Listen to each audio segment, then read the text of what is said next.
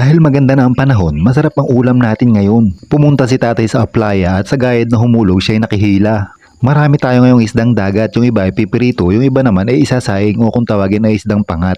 Nilagyan ni tatay ng maraming kames na hilaw at binalot sa dahon ng saging at pakukuluan ng maigi. Ready na nga pala ang pinirito kaya mag-almusal na tayo, kasama nga pala namin si Vince Michael na mahilig manood ng movie ni Julina Magdangel. Talagang kanin is life, lalo na kung ang ulam ay ganito kasarap. First time ko nga pala magkamay ulit after so many years. Gusto ko maramdaman ang sarap ng fresh na isda at sausaw sa bugoong na may kalamansi. Sabi nga ang isa sa pinaka-importanting meal ay ang breakfast. That's why we are not eating so fast. Asarap din kasing kumain ng almusal sa umaga, lalo na kung may kasama kang pamilya sa lamesa. Kain tayo mga pamangkin, sana mabless ang ating mga pamilya.